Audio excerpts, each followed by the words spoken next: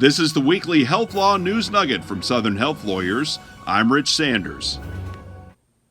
And this is the Health Law News Nugget for the week of February 3rd, 2020. Well, congratulations to those of you who are Kansas City Chiefs fans on the big Super Bowl win. That was an exciting Super Bowl on Sunday night. And just as exciting, the world of healthcare law, business, and politics keeps on rolling. This week, the president announced that he has declared, I guess the White House announced that the president has declared a state of public health emergency because of the coronavirus and its spread around the world.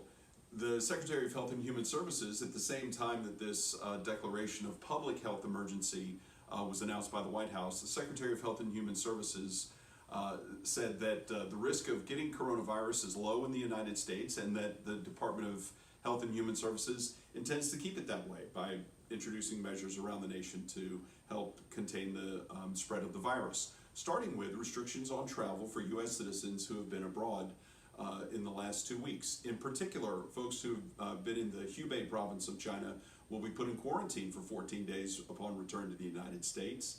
And anybody who's been to visit mainland China in the last, month, will be receiving health screening when they come through a port of entry back into the U.S.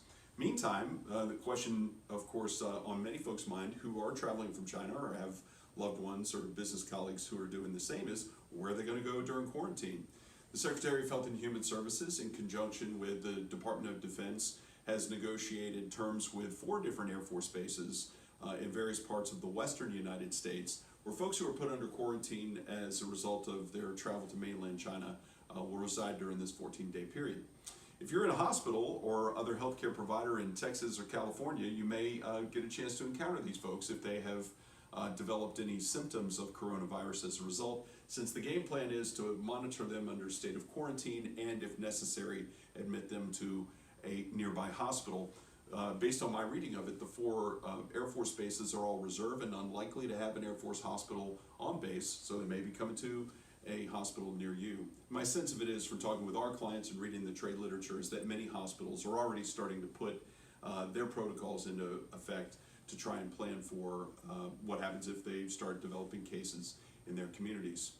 So coronavirus's second week in the news here on the News Nugget, but there's always something new. Next week we'll be talking about the State of the Union address, which will be tonight, Tuesday, the 4th of February, and what impact or discussion there was in the State of the Union on healthcare policy.